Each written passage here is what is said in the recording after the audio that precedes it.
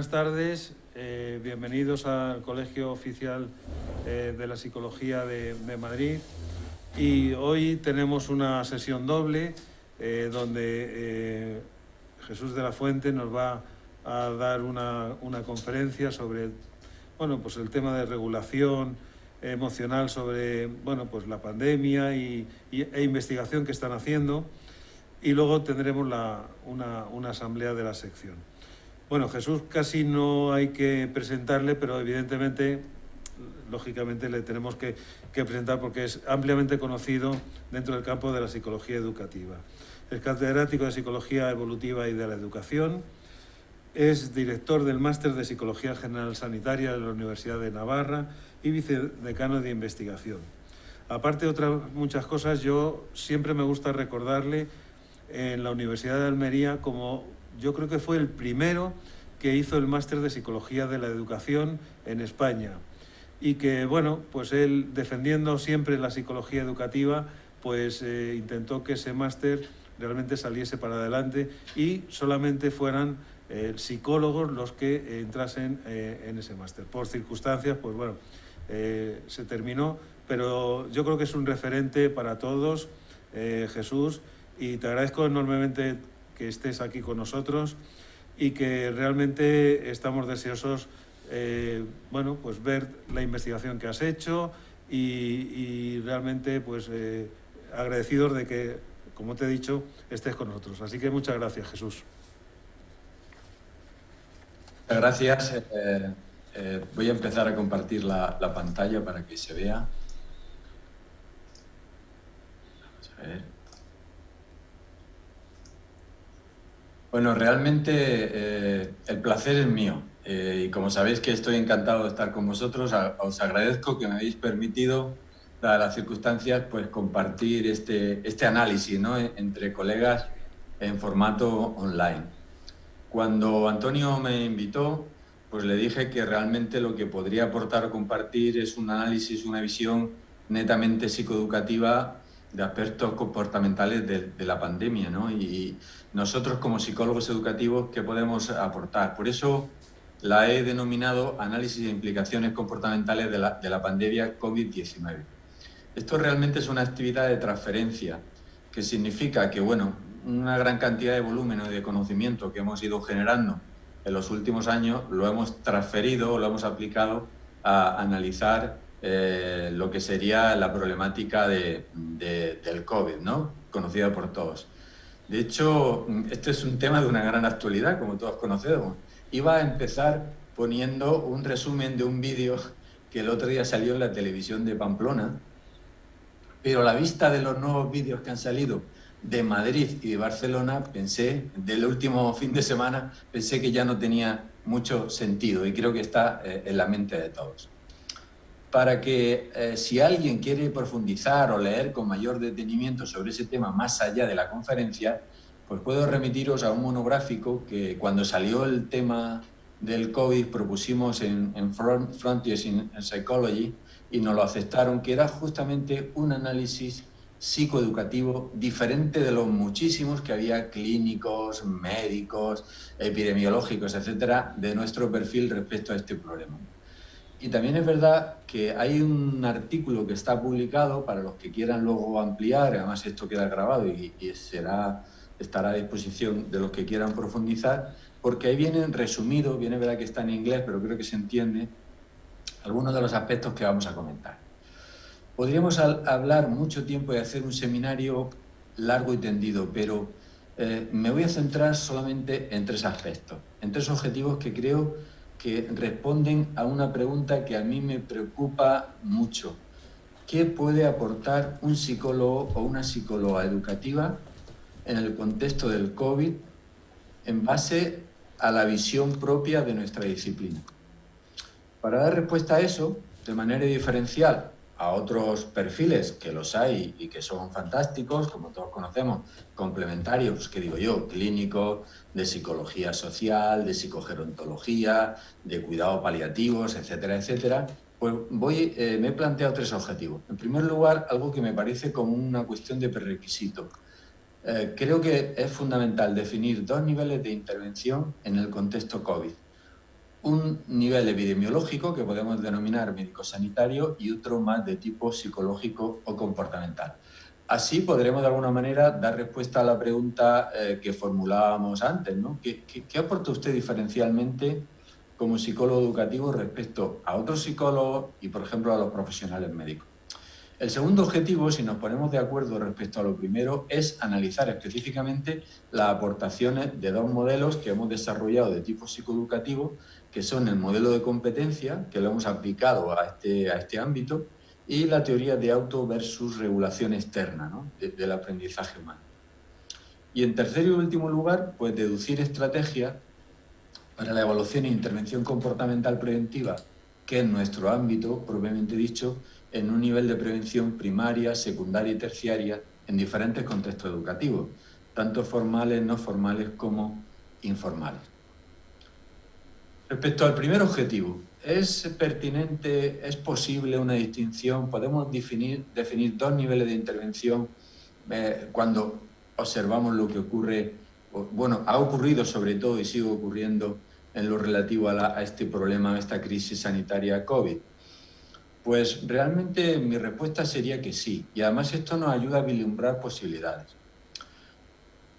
¿A qué nos referimos cuando estamos hablando de un modelo médico, epidemiológico, de salud pública, que es el que más se ha prodigado en los últimos tiempos en los medios, etcétera? Bueno, pues un modelo que realmente podemos llamar médico-biológico y que pone en juego toda una serie de herramientas que nos tienen que sonar desde el principio de la pandemia, ¿no? Un modelo de inteligencia epidemiológica en donde hay una estrategia de vigilancia, lo que se llama centinela y casos que van ocurriendo de virus. Un modelo donde se ponen en juego medidas para mitigar la propagación de la epidemia, distanciamiento social, higiene, lavado de manos, cuarentena, restricción de movimiento, uso de mascarilla, etc. En su momento tendría que haber puesto ejemplos, pero ya los voy a obviar por razones claras. También muchísimas medidas que hemos tenido durante el último año y medio y que siguen algunas de ellas para la propagación, ¿no? Medidas de confinamiento en domicilio, de ponerse adecuadamente la mascarilla, de no utilizar una serie de conductas de riesgo, etcétera, etcétera. El lavado de manos, no tocarse la mascarilla por la parte de delante y, sobre todo, refuerzo de la atención médica en los sistemas de salud para dar respuesta a esa situación, ¿no? Este modelo es el modelo, digamos, clásico, pero es diferente a nuestro modelo de salud comportamental, un modelo que nosotros denominamos más de software, ¿no? Más centrado en la gestión de cambio comportamental. Porque el otro va más referido al cambio, digamos, a la regulación externa de las conductas preventivas, pero no interviene directamente en los comportamientos de los sujetos a otros niveles de variables psicológicas, ¿no? De hecho, nuestro modelo lo que pretende es gestionar el cambio comportamental o ayudar a las personas a que afronten adecuadamente una situación de estrés tan tremenda como la que hemos tenido, ¿no? Y claro, basado en ese modelo de competencia de afrontamiento del estrés, nuestro objetivo sería hacer a la persona competente y realmente dar respuesta a las nuevas demandas. O sea, yo cuando empezó la pandemia, me imagino que muchos de los que me están oyendo pues, compartirán esta idea, tenía la sensación de un experimento comportamental que casi parecía irreal. Cuando estuvimos encerrados 3 meses, mirabas por la ventana, no había nadie, salías a la calle, no había movimiento, etcétera, etcétera. Esta situación de estrés masivo comportamental pues supone un montón de reajustes conductuales de tipo complejo que se suponía que la población tenía que ser capaz de realizar. Y no todo el mundo es capaz, como después veremos, ¿no? En definitiva, se le estaba pidiendo a la población que disminuyera las conductas reforzantes e inhibiera conductas de frustración, que desarrollaran resistencia a la frustración, incluso resiliencia, tal y cual, bajo un paradigma conductual, en muchos casos, de querer y no poder, o de atracción y evitación. Quiero salir hoy, pero no puedo. Me gustaría quedar con mis amigos, pero no puedo. Y así sucesivamente, ¿no? Y además, un incremento de conductas restrictivas de autocuidado como el esfuerzo sostenido para seguir realizándolo, ¿no? Ejercer bajo un paradigma de control y contracontrol comportamental. O sea, incrementar nuevos hábitos, nuevos recursos diferentes, mantener la distancia, etcétera, etcétera, incrementar los hábitos de lavado de manos, más otras cuestiones. Y además de todo eso, ¿verdad?, contribuir activamente a la propagación del virus, que suponía un rediseño ambiental de primer orden. limitar la distancia, dejar de tener conducta de contacto, incluso en muchos casos en pareja, etcétera, etcétera, ¿no? Y todo eso, pues proponiendo que se hiciera un mejor nivel de salud general, ¿no? O sea, que además de esto la gente pues lograra sentirse bien. Claro, si me preguntan, ¿y realmente cuál sería la conclusión de este primer análisis? Pues para mí sería la siguiente. Nuestra experiencia española es que de manera general se ha realizado un abordaje epidemiológico sanitario, poniendo en juego medidas clásicas epidémicas y bajo un modelo de salud mental y comportamental mediante las herramientas clásicas, sobre todo uso de fármacos. Sin embargo, creo que podemos convenir que ha habido un menor abordaje de tipo psicológico-comportamental. Como ahora justificaré, ha habido bastantes pocas medidas educativas, comportamentales de afrontamiento y un diseño ambiental que a veces no siempre ha ayudado a probabilizar las conductas que hubieran sido deseables. Claro, dicho así, parece algo genérico, pero ahora lo voy a concretar. En segundo lugar, ¿y cómo podemos analizar este análisis o tenemos modelos en psicología que nos ayudan a entender de una manera más precisa de lo que estamos hablando, de lo que hubiera sido deseable? Y esto lo concretaremos mejor en la parte de implicaciones. Pues sí, tenemos dos modelos que hemos ido desarrollando y hemos testado. Y como decía antes, el primero de ellos es el modelo de competencia.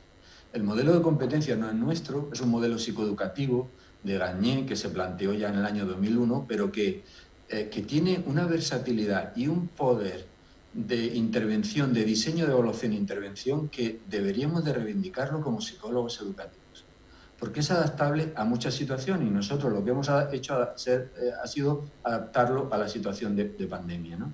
Como todos conocemos, pues realmente Gagné planteaba que alguien es competente cuando tiene incorporados 3 niveles de conducta, cuando sabe, tiene un conocimiento, está bien informado del evento que tiene que afrontar.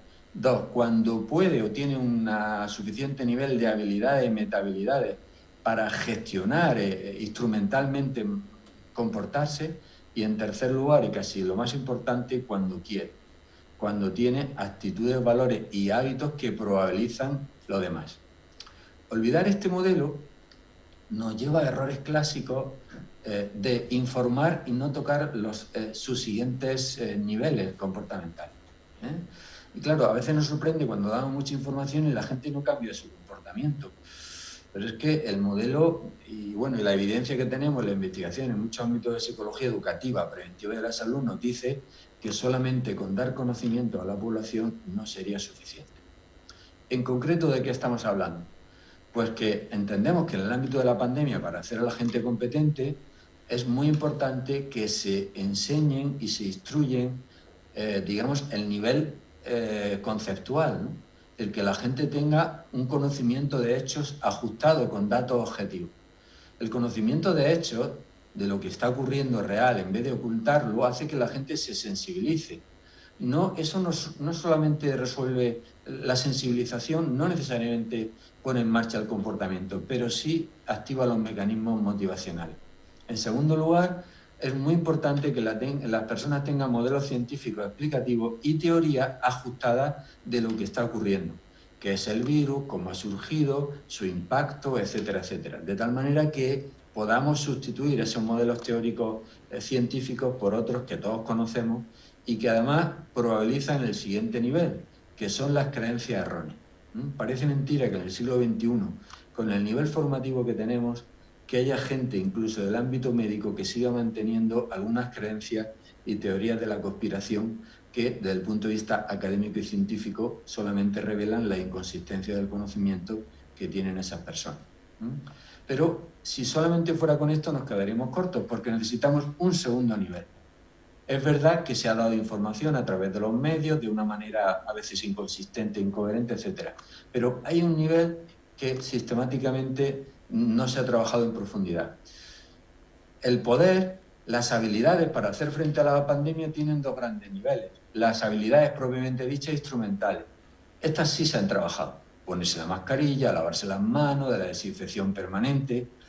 Algunas habilidades sociales, de distancia social e interacción.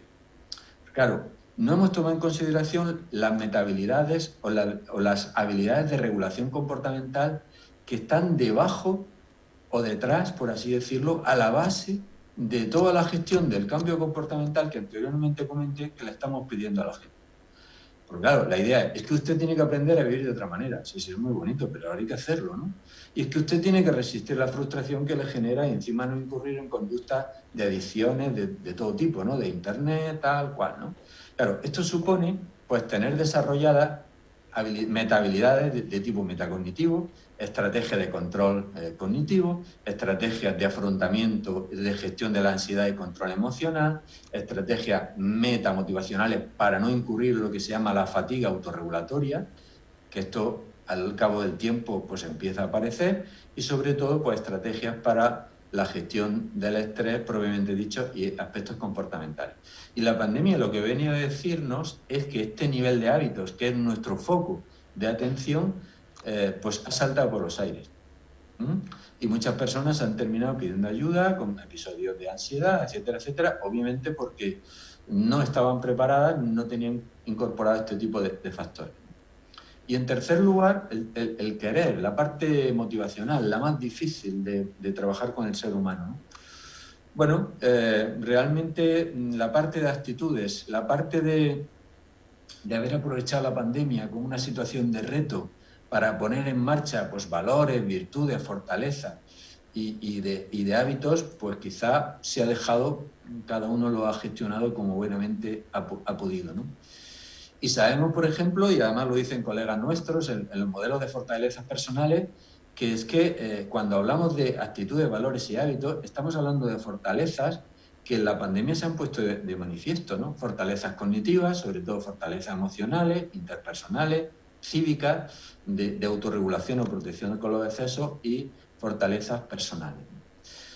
En conclusión, ¿esto es aplicable? Sí, nosotros ya lo hemos aplicado en otros modelos que ahora no sé, porque no toca ahora, pero hemos visto que funciona si aplicamos el programa globalmente en las estrategias preventivas en la ingesta de alcohol, en donde se ve claramente, y lo tenemos ahí publicado para quien le interese, y tenemos datos, que cuando trabajamos los 3 niveles de conducta comportamentales, que son los netamente o típicamente educativos, no se nos olvide, y que a veces los del ámbito clínico insisten mucho solamente en habilidades y metahabilidades, que están muy bien, pero no abordan el resto de los niveles, pues tenemos sujetos educados y competentes. Y lo que hemos visto en nuestros modelos es que si realmente a las personas le damos el conjunto de todos los niveles que he dicho, disminuye la conducta de interacción con el alcohol, ¿verdad? Y son necesarios todos los niveles para que el programa sea preventivo en gran medida. El segundo modelo que nos ha ayudado, por tanto, la conclusión del primer modelo, ¿cuál sería? Que, desde mi punto de vista, creo que hemos perdido una cierta oportunidad para poner en marcha programas educativos de tipo transversal y de tipo genérico en la población para preparar a la gente a lo que se venía. Yo entiendo, no quiero que parezca una crítica fácil, ¿verdad? Yo entiendo que en los 3 primeros meses todo el sistema está desbordado, pero vamos para 2 años y no se ha implementado un programa transversal de estas características en nuestras escuelas, en las universidades, etc. Consecuentemente, si no tenemos a la gente bien educada y bien formada en los diferentes niveles, es menos probable que realmente den respuesta adecuada comportamentalmente ante una situación tan estresante y tan crítica como la que se ha avecinado, ¿no? En ese sentido. Porque los programas preventivos de salud pues se trabajan un montón de facetas, ¿no? Pero realmente yo he trabajado bastante en ellos y prácticamente no se trabaja la prevención de pandemias, se trabaja la prevención de la ingesta de alcohol, los buenos hábitos tal, el hacer deporte, los embarazos no deseados, pero no se trabaja en este tipo de cosas. En la misma lógica que tampoco se trabaja la prevención de una erupción volcánica, ¿no? Como la evidencia de estos días estamos viendo, ¿no? Entonces nos pilla un poco con el pie cambiado en este sentido. En segundo lugar, el modelo teórico que hemos trabajado, que es complementario del anterior, es un modelo de regulación, la teoría de la auto versus regulación externa. Este modelo es complementario del anterior, lo hemos desarrollado nosotros, está publicado para los que lo quieran leer, y lo que nos viene a decir es que realmente el modelo cognitivo-social de Bandura, que lamentablemente ha fallecido este año y tendremos que hacerle algún homenaje más adelante, y el modelo de aprendizaje autorregulado de Samir Manichan son muy potentes, pero descuidan el contexto, ¿no? Los factores de contexto. Entonces, nuestro modelo lo que nos dice es que estamos de acuerdo en el modelo de aprendizaje autorregulado, es decir, que es una persona que es competente, que está bien formada, que tiene un alto nivel de regulación. Pues una persona que ante una situación crítica de estrés planifica lo que va a hacer, planifica cognitivamente y motivacionalmente. Que cuando está en la situación es capaz de ejercer autocontrol. Tiene autocontrol cognitivo y autocontrol motivacional. Así que se autoobserva, se da cuenta y gestiona su conducta. Y que finalmente, cuando ha terminado de comportarse, es capaz de autoevaluarse cognitivamente y emocionalmente y autodispensarse refuerzos, detectar errores o inducirse emociones ajustadas, ¿no? Este modelo está muy bien, pero como decimos, no dice nada del contexto. A partir de la observación, bueno, de otros trabajos previos y de la observación de la pandemia, nosotros nos dimos cuenta, leyendo algunos artículos como este, que acaba de salir publicado de este Journal de Psiquiatría, que empiezan a considerar incluso los modelos médicos la autorregulación como una variable de disfunción transdiagnóstica. Dicho de otra manera, que esto mismo que hemos constatado nosotros, de que la autorregulación correlaciona con el resto de las variables del modelo de competencia y funciona a más y a menos, aparece en la clínica, ¿no? Y en base a eso hemos diseñado este modelo que especifico, ¿no? Primer principio, y esto sería interesante para hacer cualquier evaluación e intervención que veamos. No todo el mundo tiene un comportamiento regulatorio. Es la verdad. No podemos asumir que todo el mundo se va a regular, ¿verdad? Hemos encontrado que en la población puede haber personas que tienen un alto nivel de autorregulación comportamental, que puede estar, en el mejor de los casos, entre el 25 y el 30% de la población, pero hay otras personas que tienen un comportamiento que hemos llamado nosotros no regulatorio, o sea, que no hacen nada para regularse. Y finalmente otras que estarían en el nivel negativo, que tendrían un comportamiento desregulatorio. ¿Vale? Porque nosotros nos empezamos a plantear esto observando algunos comportamientos de personas en la propia pandemia y en otras situaciones. Y digo, ¿cómo es posible que esta persona haga lo contrario de lo que le están diciendo por todos los medios, ¿no? Pues bueno, pues sería un ejemplo de comportamiento disfuncional desregulatorio. Y sabemos que eso es así, ¿no? Este modelo se caracteriza, específicamente sin entrar en detalle, en que las personas que tienen autorregulación, ¿verdad?, hacen de manera positiva y adecuadamente las tres fases del modelo de Simon conductas adecuadas. Se proponen análisis de tareas, se proponen metas, se automotivan, en el autocontrol se autoobservan, corrigen su comportamiento y finalmente reflexionan. Mientras que las que no tienen regulación, que están en amarillo, para que se vea en este semáforo de dibujo, pues realmente no lo hacen y hay que asumir que estas personas no se van a regular.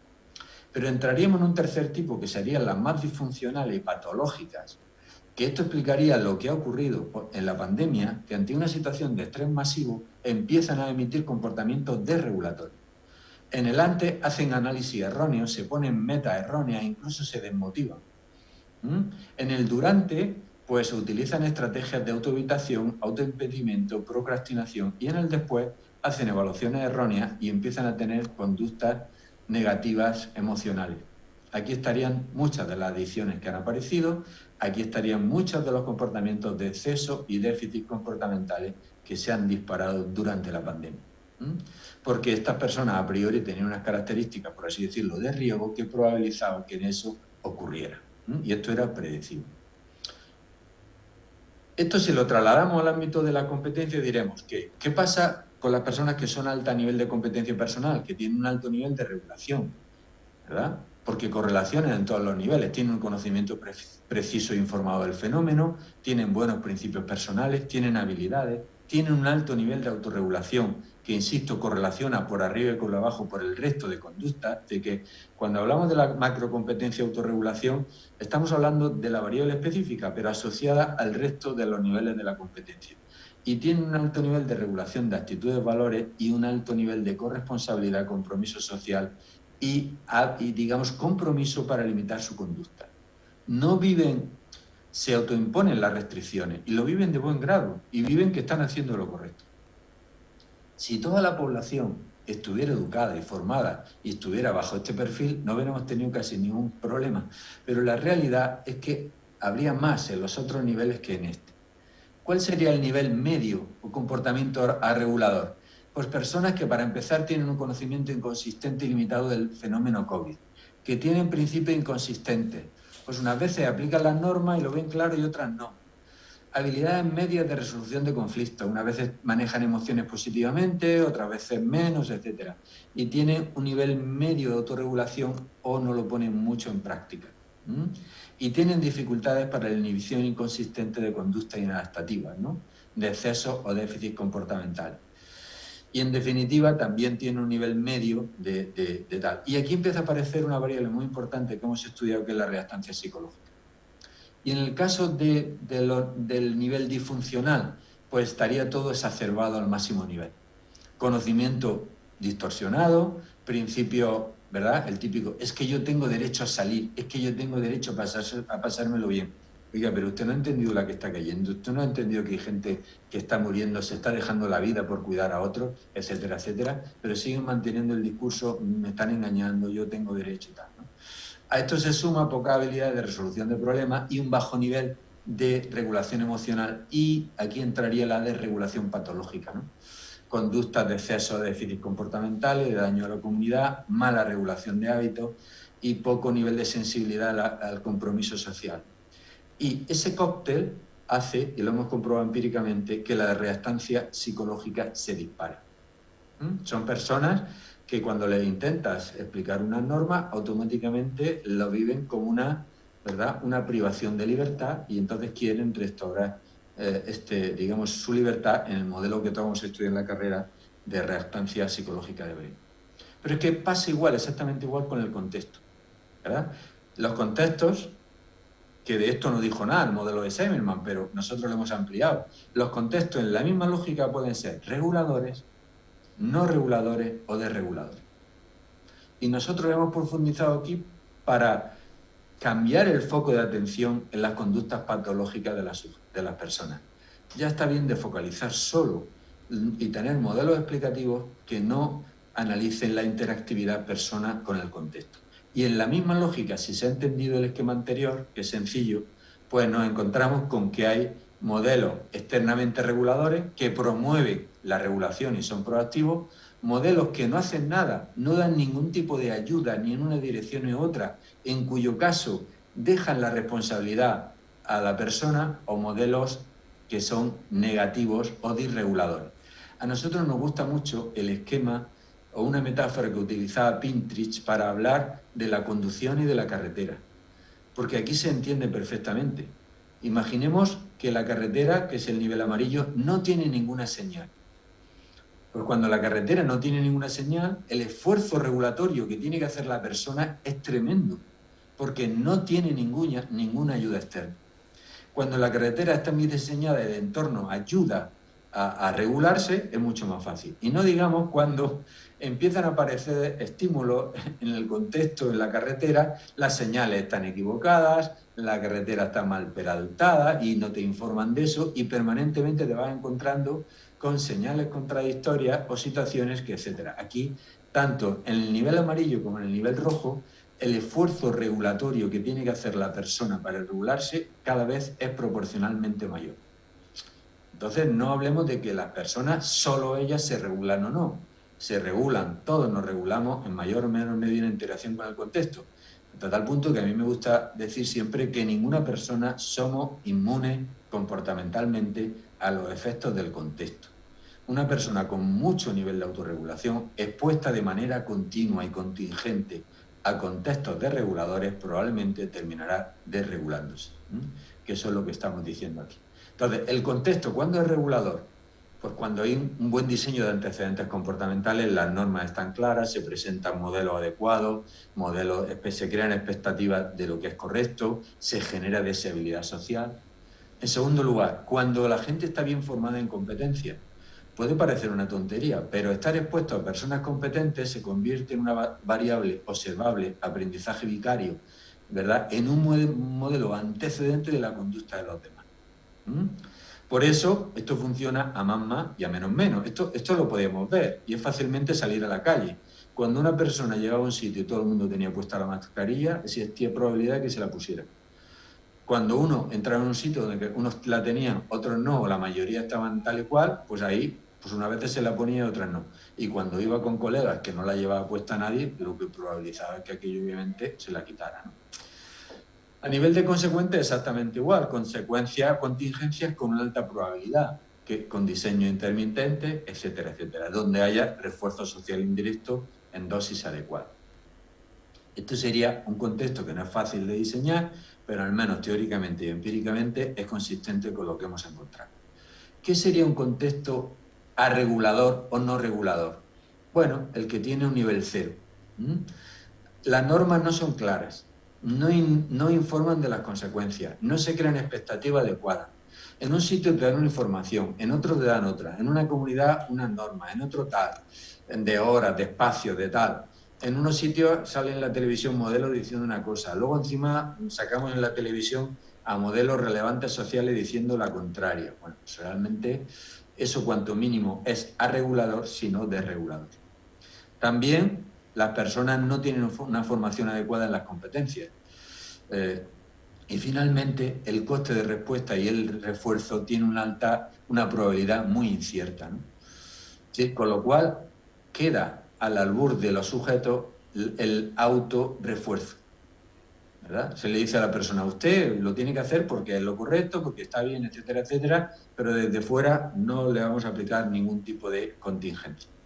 Y el tercer modelo sería el contexto desregulador, el que probabiliza lo contrario.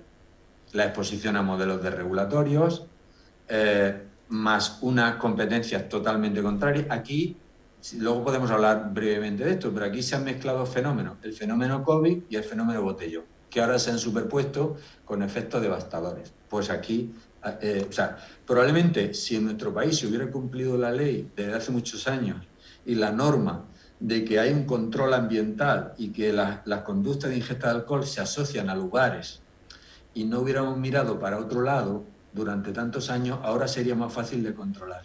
Sin embargo, ahora se han instaurado hábitos desreguladores que es muy difícil de gestionar y que las propias autoridades reconocen que es muy complicado. O sea, habrá que poner el contador a cero, habrá que empezar a hacer normas progresivas, habrá que empezar a educar a la población, porque intentar pararlo de manera arbitraria y llamémosle dura, los efectos podrían ser devastadores. ¿Quién manda a la policía contra 25.000 personas? Eso no se le ocurre a nadie, porque ya sabemos que el desastre iba a ser, o sea, obviamente siempre iba a ser peor el remedio que esto, que la enfermedad.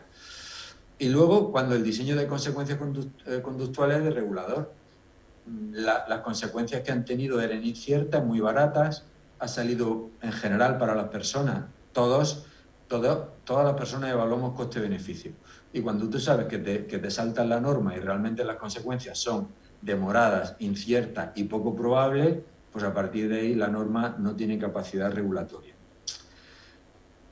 Y además, esto lo hemos visto, ¿verdad? Lo hemos visto, me estaba acordando ahora mismo de un ejemplo, no sé si pasó aquí, ¿no? Ejemplo de conductas regulatorias, que cuando estamos trabajando en esto lo vimos en la pandemia, ¿no? Me acuerdo, por ejemplo, que además ocurrió en Pamplona, pero también en Las Palmas, etcétera, chavales que se convocaban en Internet para hacer un partido para contagiarse de COVID, ¿no?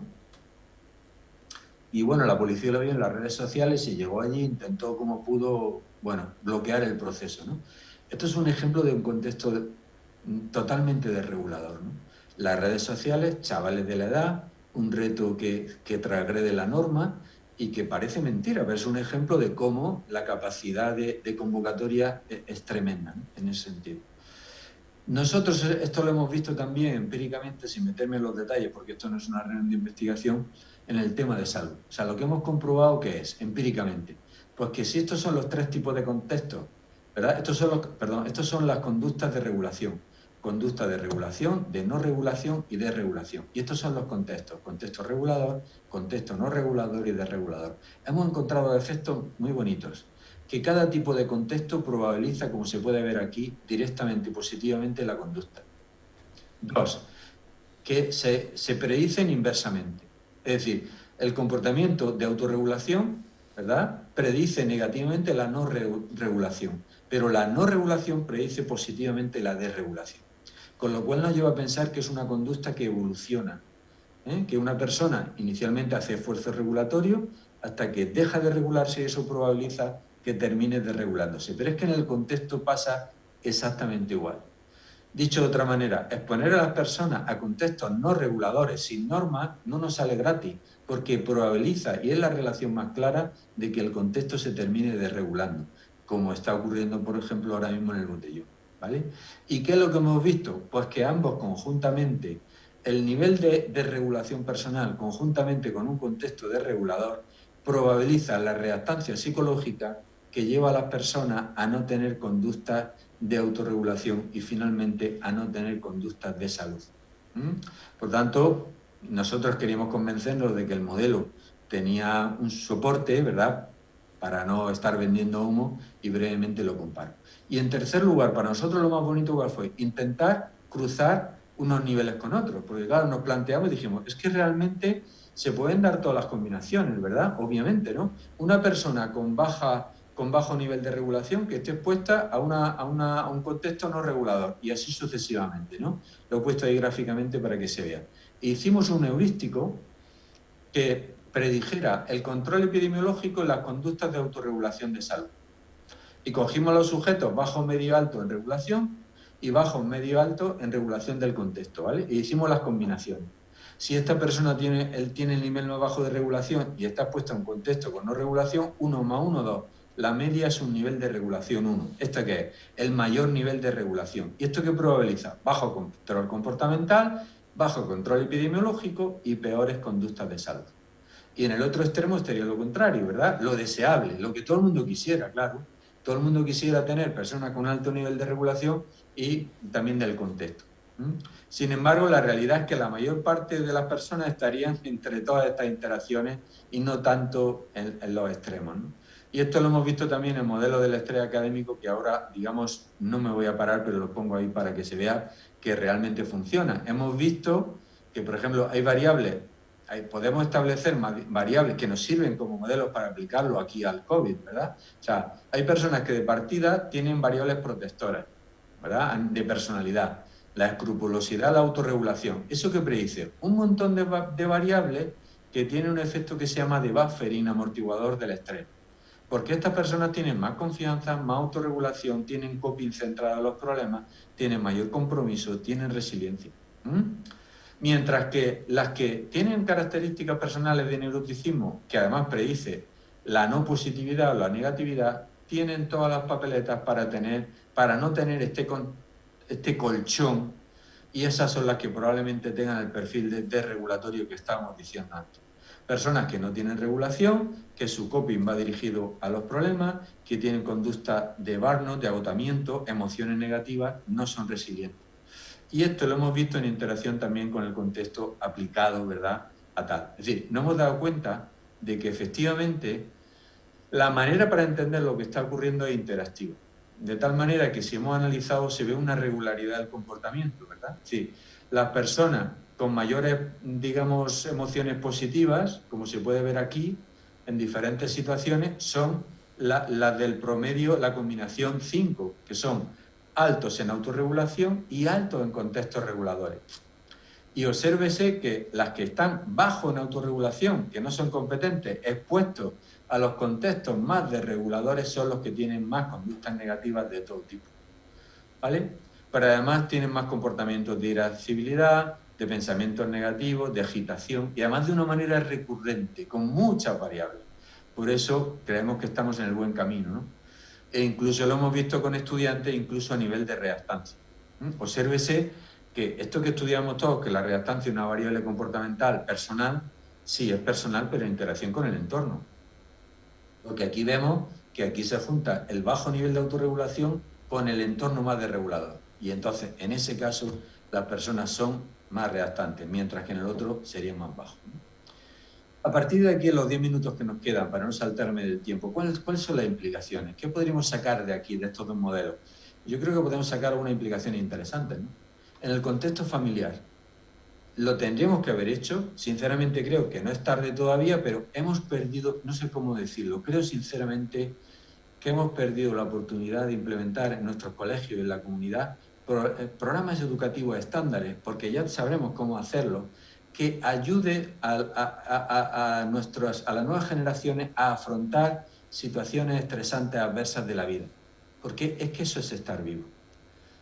Estar vivo cuando todo va muy bien es muy fácil, pero en la vida, igual que en el viaje, se presentan accidentes, se te pinchan las ruedas, se te cruza no sé quién, y otro día te graniza y te sales de la carretera. Entonces hay que gestionar eso y es una oportunidad educativa. Entonces, claro, si lo hacemos bien, ¿cómo sería un contexto regulador familiar escolar? Pues aquel que modele y moldea comportamientos ordenados, ¿no? A través, o sea, tenemos que explicarle a los padres que como creo que en algunos colegios se ha hecho, ¿no? Que si se me apura, creo que en este ámbito es donde se ha hecho más, ¿no? Porque es un entorno como más controlable, ¿no? Hablar a los padres la importancia de ser reguladores positivos, externos, en el buen sentido. No estamos hablando de controladores, que es otra cosa, sino favorecedores de la autorregulación, con un entorno regulatorio, con interacciones adecuadas, siendo buenos modelos de conducta, enseñándoles a gestionar las emociones adecuadamente y decir, bueno, esto es lo que nos ha tocado ahora, vamos a aprovecharlo lo mejor posible, ¿no? Mostrar modelos de regulación emocionalmente cercanos, mostrar las fortalezas, lo importante que es aguantar situaciones de la vida, pues que a veces te vienen dadas y que no son las más agradables, pero es que eso significa tener autorregulación. Vivir esta situación como de alguna manera como con valores, con principios, etcétera, etcétera, y en definitiva convertir la autorregulación en hábito, ¿no? Hacer una secuencia ordenada cada día, cumplirlo aunque no tenga la gana, aprender a darte lo que... Fijaros, o sea, que esto es lo que hemos trabajado, sobre todo en gran medida en nuestros gabinetes psicológicos, psicoeducativos, para personas que estaban perdidas, porque ya estaban tan mal que pidieron ayuda. Pero esto lo podemos haber hecho a nivel preventivo, con programas para gestionar el estrés y enseñar a los padres para que hicieran todo este tipo de cosas. ¿Qué ha ocurrido en la realidad? Pues que en algunos casos hemos dejado que haya contextos arreguladores, contextos ambivalentes, donde los padres han hecho lo que buenamente han podido, pues unos se han dedicado a engancharse un montón de horas a internet, otros pues han empezado a beber allí delante de sus hijos, se han incrementado las broncas de familia, los conflictos, etcétera, etcétera. Es decir, que no siempre son promotores durante 3 meses digamos, de la conducta regulatoria. No hablemos ya de cuando los chavales han estado en entornos contradictorios, en contextos desestructurados, donde realmente han recibido señales contradictorias, ¿no? Cuando podían cambiar, porque a algunos les ha pillado, no se han podido cambiar, pero imaginemos que han estado 15 días en una casa y luego han ido 15 días o semana, fin de etcétera, etcétera, en un contexto no regulado. Y también, pues, teníamos que haber intervenido para que no se dieran contextos desreguladores. Modelos en casa cercanos de excesos y déficits comportamentales, que la investigación y todos los datos que tenemos de la clínica nos dicen que se han disparado. Comportamiento de los padres típicamente ansiógenos, irritables, modelos inadecuados, por el tema de la probabilidad y el modelado vicario que producen en los hijos, ¿no? Claro, también ha habido padres que se han pasado al otro extremo. Por tener una casa tan ordenada, creían que estaban un poco en un cuartel, ¿no? Sin saber que el exceso de control, especialmente en adolescentes, se configura como un factor desregulador, ¿no? Y bueno, esto ha provocado también que los chavales se aíslen, digamos, en sus habitaciones, en internet, para tener la sensación de que tienen un espacio vital.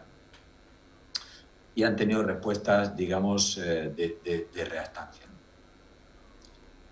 ¿Y qué pasa en el contexto comunitario? Pues aquí es donde diría que realmente podríamos haber hecho un programa universal. ¿Quién dijo que en las universidades los alumnos eran jóvenes que ya estaban formados y que no necesitaban formación de esto? ¿Quién dijo eso? Ser universitario no significa tener estas competencias que estamos hablando. Son dos cosas diferentes, como luego la evidencia ha demostrado, etcétera, etcétera. Ya que los tenemos allí, podríamos haber hecho en todos los niveles, pero no solamente eso, en los centros de salud, en las asociaciones, en las extras de tiempo libre, un programa universal en este sentido, ¿no? Donde, bueno, hubiera reglas claras como variable antecedente, modelado correcto y preventivo de las conductas de autorregulación, plantearles que es una buena oportunidad, un reto para desarrollar habilidades que habitualmente no tienes que desarrollar porque no has tenido necesidad, ¿verdad? Cuando tu vida era normal y tenías sensación de percepción de control y todos los días te lo pasabas muy bien, pues no tienes que gestionar la frustración, pero cuando te tiras 3 meses encerrado en tu casa, hay que gestionar la frustración para no venirse abajo, para que no salga lo peor de uno mismo, o enseñar a la gente que es un mal momento para hablar de problemas vitales complejos. Es un mal momento porque las condiciones no ayudan y la gente no tiene posibilidad de distanciamiento o de escape, sino que tienen que seguir ahí a esta presión, ¿no? Es decir, bueno, pues todo este tipo de cosas creo que hubiera sido deseable. Sin embargo, pues cuando diseñamos contextos donde no hay normas claras, como estamos diciendo, y no hay modelo conductual preventivo regulado, o el factor regulador externo es confuso, pues o no se toma en consideración esta parte, que creo que es nuestra baza, ¿no? La importancia de aprovechar para educar a los ciudadanos en su nivel de competencia, y nos encontramos con un nivel de competencia medio bajo, pues es altamente probable que un sector de la población pase o los propios contextos, como estamos viendo que está ocurriendo en interacción con el problema del alcohol, que pasen de ser un contexto no regulador a lo que estamos viviendo estos días.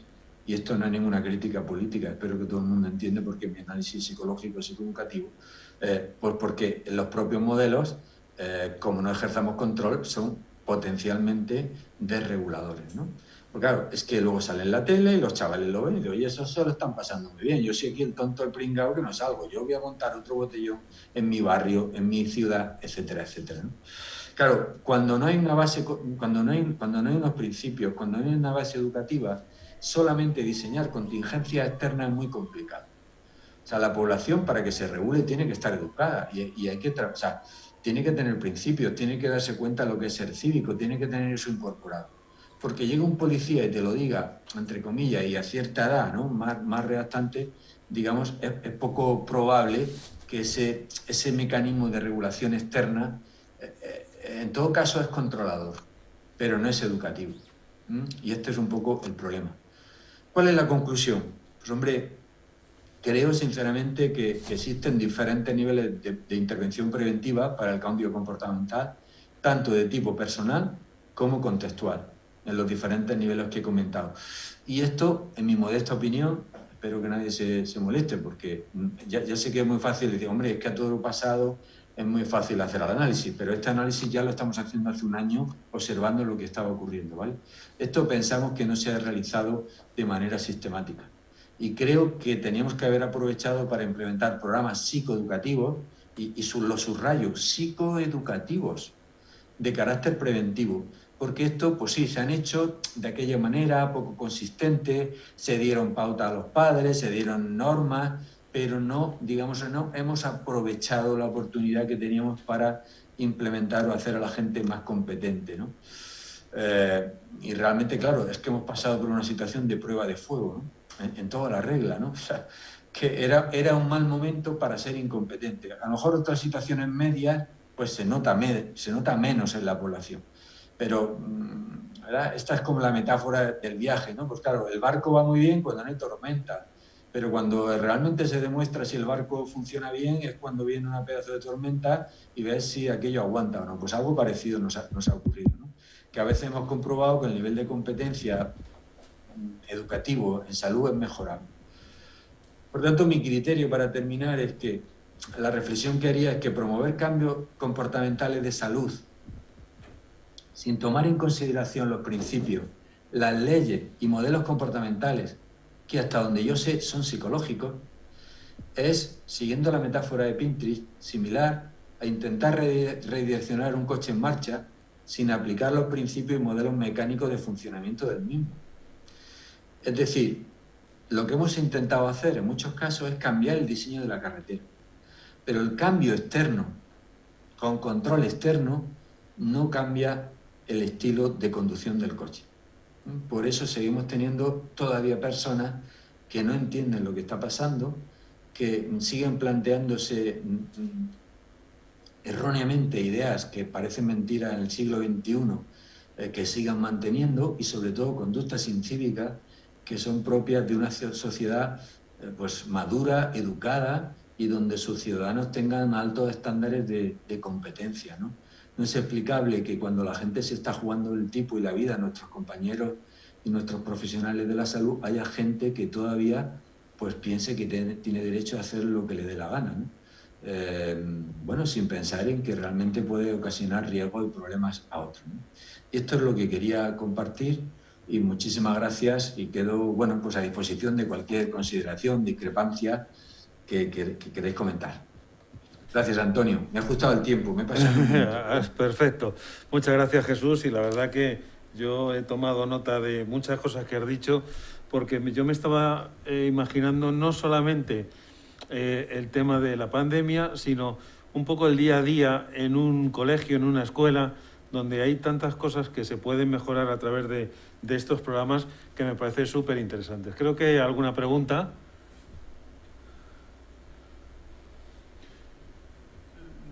Mientras que piensan, ¿cómo se puede, por ejemplo, esto ayudar, pues no sé, los profesores a que entiendan estos aspectos tan interesantes que has dicho, que has estudiado, que has investigado?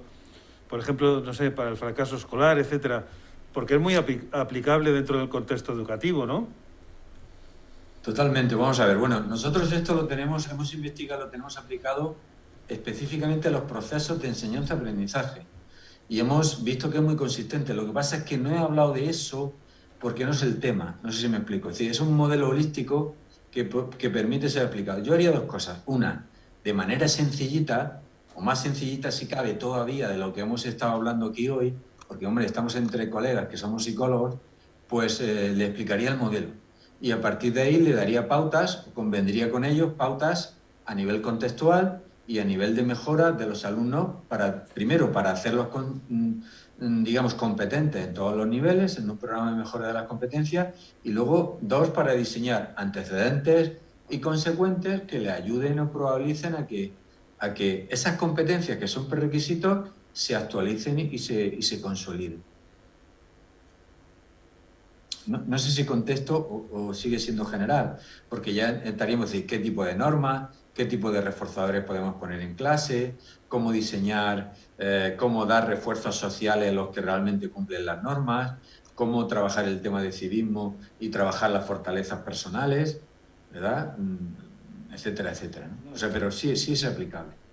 Está claro que es aplicable y que hay un trabajo muy interesante, ¿no? Para los psicólogos educativos que estamos en los centros escolares.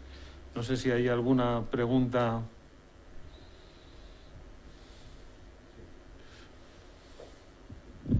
Muchas gracias, Jesús. Ha sido muy interesante.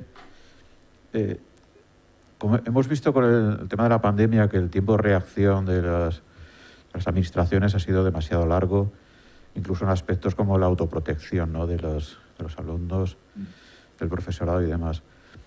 ¿Cómo ves tú la posibilidad que se pueda implantar o introducir este tipo de estrategias, que muchas veces son metodológicas, que tienen que ver con formas de hacer, dentro de lo que es la dinámica habitual en los centros educativos? ¿Crees que es posible hacerlo? Porque hay toda una red de orientadores y demás, pero es complicado que llegue desde las administraciones a los orientadores, a los colegios. Gracias por la pregunta, que me parece muy interesante. Yo sinceramente veo que es más fácil que llegue a los colegios por la propia red, la sensibilidad de los orientadores y de los psicólogos educativos a los mismos, a que llegue, por ejemplo, en un ámbito, y de verdad que digo con todo respeto esto, no quiero que nadie se moleste, en un ámbito, por ejemplo, de medicina preventiva de la salud, por el propio modelo y por los sistemas. Es decir, el ámbito preventivo de la salud es el que es. No es que no quieran hacer más prevención de la salud, es que no dan abasto. O sea, no podemos hacer crítica a todo pasado, porque, o sea, no dan abasto en la atención primaria, no dan abasto para vacunas, no dan abasto para atender tal.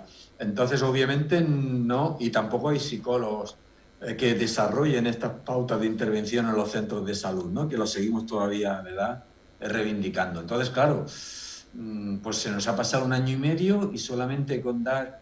o sea, esto es lo de siempre. Lo urgente y lo importante. O sea, lo urgente nos ha comido el tiempo y no nos ha dado tiempo a desarrollar lo que podría ser importante. Yo creo que, pues hombre, en los programas educativos de salud, si después de la que hemos tenido cometemos el error de decir, oye, la pandemia ha pasado y ya, pues como no nos va a tocar hasta dentro de 4 generaciones, Pues, ¿para qué la vamos a abordar, no? Hombre, yo creo que después de esta experiencia, porque ahora mismo ha tenido este formato, pero no sabemos en el futuro qué otras, no sé, ¿no? Tampoco tengo tanto conocimiento epidemiológico, pero todos los investigadores nos dicen que pueden variar las combinaciones o las características pandémicas, ¿no? de otros tipos, ¿no? Entonces, no trabajar esto de manera preventiva, pues, pero además es que esto toca con el tema preventivo de las catástrofes. O sea que esta parte que estamos hablando aquí de la pandemia sería un programa preventivo de qué hacer, cómo gestionar cuando estás delante de una catástrofe, porque al final las competencias y los niveles comportamentales que pretendemos instaurar en la población son parecidas. Lo único es que se adapta a la situación estimular específica, ¿no? No sé si me explico. Pero las estrategias de afrontamiento, las habilidades de regulación, las habilidades, el reforzarse los valores, el tener principios claros, el tener compromiso cívico, el vivirlo como una oportunidad para fortalecerte. Esto es lo que la gente, por ejemplo, no toma en consideración, ¿verdad? Oiga, es que la vida es así. Entonces, si tú le dices, le explicas a los chavales y a la gente que a veces tu vida se pone patas arriba y es el momento en el que uno tiene que fortalecerse y sacar mayores recursos para afrontarlo, le ven sentido, entre comillas, al sacrificio, a la regulación, al cambio comportamental. Pero si no tienes esa meta de mejorar tus fortalezas personales, la gente lo vive como algo que los médicos han impuesto, como que me están fastidiando la vida, entonces no hemos entendido nada. Por eso no es suficiente poner las normas en la calle, no es suficiente mandar a la policía, no es suficiente tal, sino que nos falta esa parte de intervención educativa. O sea, todos somos psicólogos educativos, sabemos que cuando la gente está bien formada y está convencida de que aquello tiene sentido, se probabiliza y se incrementa la conducta correcta. Pero no hay cosa peor que intentar gestionar comportamentalmente a gente que no está formada en competencia y consecuentemente no se regula y que encima vive en entornos que probabilizan que se desregulen. Es muy difícil eso, la gestión comportamental. Eso es lo que yo veo. No sé si contesto, ¿eh? Sí, está muy claro. Sí, gracias, Jesús. ¿Hay otra pregunta? Sí. Hola, Jesús. Gracias por tu ponencia tan excelente y yo creo que lo que has planteado, ¿no? Yo creo que, por ejemplo, el ejemplo, y valga la redundancia, más claro lo tenemos en los niños, ¿no? En los más pequeños. Yo creo que se les ha dado una educación a nivel médico-sanitario, ¿no? En los centros educativos se iba, se les explicaba un poco y cómo ellos han aprendido estas competencias, estas conductas y cómo realmente la escuela ha sido un lugar seguro. Yo creo que ellos han sido el mejor ejemplo de lo que se puede aprender y de esa regulación en muchos casos. Yo creo que ahí, pero un poco desde el modelo sanitario, ¿no? Nos hubiera faltado a lo mejor desde el modelo psicoeducativo, pero en una pequeña parte yo creo que tenemos ahí el ejemplo. No sé si estás de acuerdo con esto, Jesús. Totalmente de acuerdo. Y esa es la prueba del algodón que además a mí también me sirvió de modelo para ver que funciona, ¿eh? Y que se puede hacer dentro de su currículum. Lo único es que si cogemos el modelo que he explicado, ha funcionado muy bien en las habilidades más observables, comportamentales observables. Lavado de manos, distancia, tal y cual. Y esto lo han aprendido bien. Si eso lo hubiéramos complementado con estrategias de afrontamiento, ¿verdad? Con aprender a relajarse, con otro tipo de técnicas o de habilidades personales de mejora de gestión comportamental, pues lo hubieran hecho exactamente igual. Igual que han aprendido a ponerse las mascarillas, o en algunos casos, en algunos sitios me consta que lo han hecho, ¿no? Pues aprender a relajarse, aprender de manera sencilla a darse instrucciones positivas, aprender a gestionar pues algún día que tienes un estado emocional tal, o sea, cosas muy básicas, adaptadas a la edad, obviamente, ¿no? En cada población. Este es nuestro nicho, ese es nuestro lugar. Y con todo respeto creo que lo tenemos que hacer nosotros, ¿verdad? Porque no veo nada claro que, como reivindican, y no es que le queremos quitar el trabajo a nadie, sino que es que cada uno tenemos un perfil profesional. No veo nada claro que entren enfermeras a hacer esto en los colegios, ¿no? las enfermeras estarán más en la vertiente sanitaria, ¿verdad? Que las mascarillas también expuestas, el tema de si surge tal, poner en marcha el protocolo COVID, etcétera, etcétera, etcétera, ¿no? La relación con las familias, de toda la parte, llamémosle biomédica. Pero esta parte comportamental creo que es nuestro lugar. No sé si lo veis así. Sí, sí. Pues efectivamente, Jesús. Te agradecemos enormemente tu dedicación, tu ponencia, tu investigación, la facilidad que nos has dado para tenerte y compartir esta investigación que nos parece muy interesante. Y nada, contamos contigo para otros momentos estar y que nos des luz en estos importantes temas. Así que muchas gracias, Jesús. Cuídate y nada, te deseamos un feliz curso. Muchas gracias, el placer ha sido mío como siempre, ¿no? Porque creo que es una oportunidad bonita compartir estas cosas con colegas, que no siempre es fácil encontrar foros de gente con interés, donde puedas hablar efectivamente de modelos psicológicos. Así que un abrazo a todos y que tengáis una buena sesión. No os pasado en un minuto, creo que no lo podrán perdonar, ¿no? Nada. Perfecto. Muchas gracias, Jesús. Un abrazo. Un abrazo, os dejo. Venga, un saludo. Hasta luego.